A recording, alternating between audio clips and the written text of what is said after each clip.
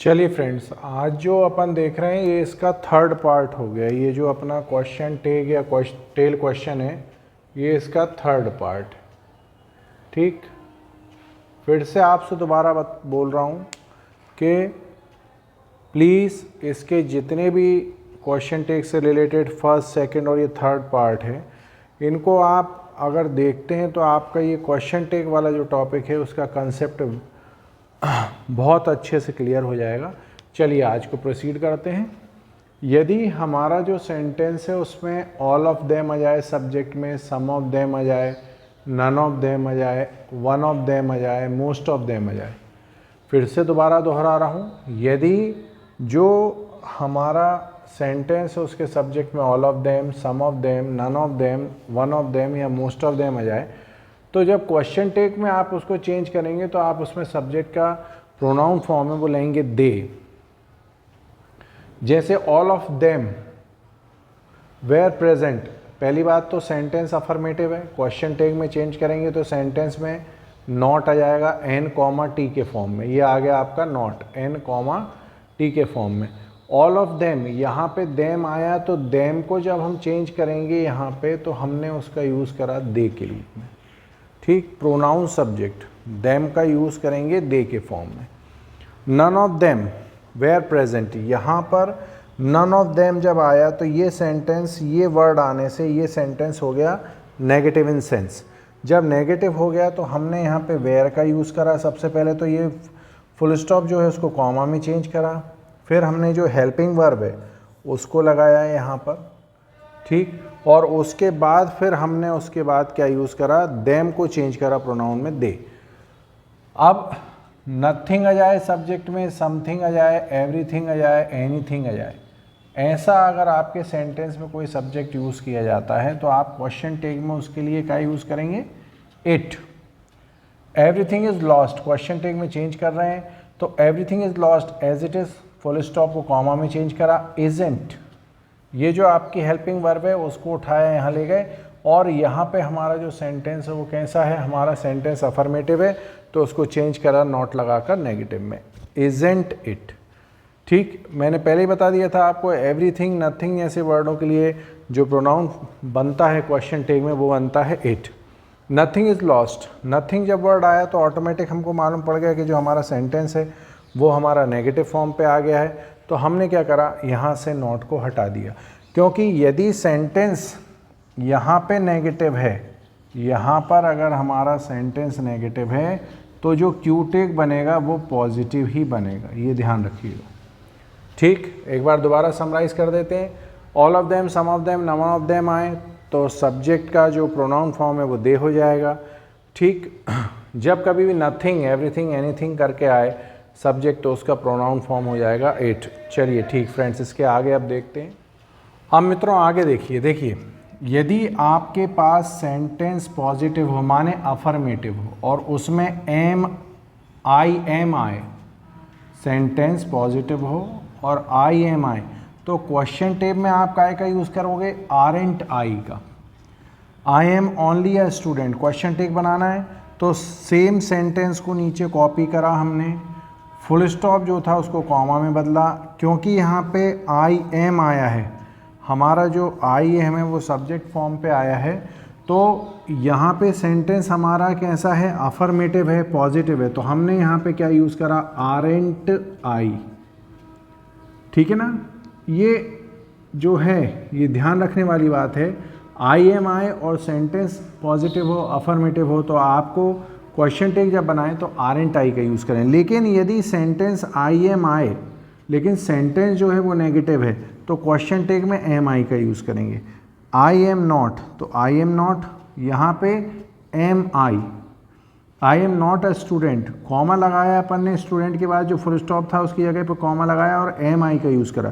कहने का मतलब क्या है उसको ज़रा ध्यान से समझिएगा। आई एम आए अकेला, नॉट नहीं आए तो आरंट यूज़ करना है, आई एम नॉट आए तो एम आई यूज़ करना है। कहाँ पर, क्वेश्चन टेक में।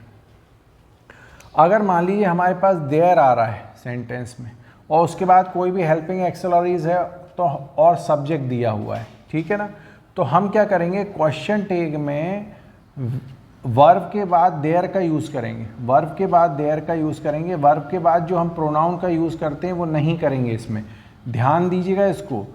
देयर आए, ठीक है ना, हेल्पिंग एक्सेलरीज आए, फिर उसके बाद आपका सब्जेक्ट आए, तो आप वर्ब के बाद देयर का इस्तेमाल करके क्वेश्चन मार्क, ठीक है। चले आइए, there is no good college, question tag में चेंज करना है, तो there is no good college वैसा का वैसा ही लिखा, फुल स्टॉप की जगह कॉमा लगाया, इज़ देयर, काम खत्म, मतलब कि वर्ब प्लस देयर, ठीक।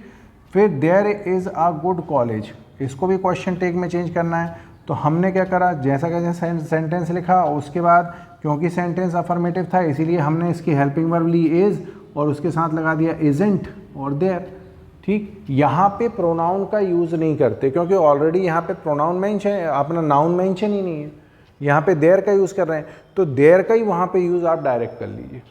फिर से समझ लीजिए इसको, अगर हमारे पास देयर आए और हेल्पिंग एक्सेलरी आए उसके बाद सब्जेक्ट आ जाए, तो आपको उठा करके क्या है, वर्ब प्लस सब्जेक्ट या verb plus not plus subject की जगह पर देयर, वर्ब प्लस सब्जेक्ट माने आपका यहाँ पे सब्जेक्ट मान लेते हैं 1% समझने के लिए कि यहाँ पे देयर माना, तो देयर को डायरेक्ट उठा के लग दिए, तो हेल्पिंग मतलब कि वर्ब प्लस देयर और verb plus not plus there, ठीक है ना, ये ध्यान रखिएगा आप। यहाँ पे फिर से देख लीजिए, यदि आई एम आए और सेंटेंस पॉजिटिव है तो आर एंड का यूज़ क्वेश्चन टेक में, आई एम आए सेंटेंस नेगेटिव है तो एम आई का यूज़ क्वेश्चन टेक में। जहाँ पर भी देयर सब्जेक्ट नहीं है, देयर का यूज़ किया गया है और उसके बाद हेल्पिंग एक्सेलरीज है, उसके बाद सब्जेक्ट लिखा हुआ है, तो आप क्वेश्चन टेक में जब चेंज करेंगे तो verb plus there, verb plus not plus there, ठीक है। चलिए आप आगे चलिए फ्रेंड्स, आप देख रहे हैं अपन यहाँ पर सेंटेंस में यदि कोई सेंटेंस हमको दिया गया है और वो सेंटेंस में मान लीजिए कि विल यू दिया है, मीन्स जब विल यू आएगा तो सेंटेंस हमारा क्या हो गया, अफर्मेटिव, या इसमें जो लैंग्वेज यूज़ करी उसको बोल सकते हैं अपन पॉजिटिव। तो विल का यहाँ पर हम यूज़ विलेंट नहीं करते, वोंट यूज़ करते हैं, नेगेटिव फॉर्म इसका क्या हो जाएगा, वोंट, ठीक है। एक एग्जाम्पल देख रहे हैं यहाँ पे, they will go to temple, इसको क्वेश्चन टेक में चेंज करने को बोला गया है, हमने वही करा। फर्स्ट वाली स्टेप क्या है हमारी, कि जो फुल स्टॉप है उसको हमने कॉमा में चेंज कर दिया, बोलिए यस। सेंटेंस को as it is copy down कर लिया, ये दूसरी स्टेप हो गई हमारी। फिर दूसरी स्टेप हो गई, फिर इसके बाद विल को हमने चेंज करा काय में, वोंट में, क्योंकि विल हमारा क्या था, पॉजिटिव था, जब उसको विलेंट नहीं लिखा जाता उसको हम वोंट में यूज़ करते हैं।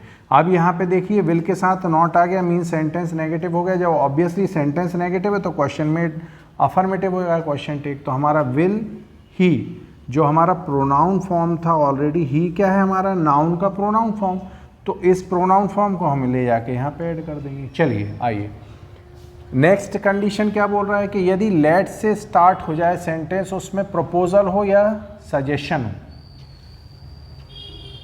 ठीक है ना, तो वहाँ पर हम जब क्वेश्चन टेक में उसको चेंज करेंगे तो हम शैल वी का यूज़ करते हैं, ठीक।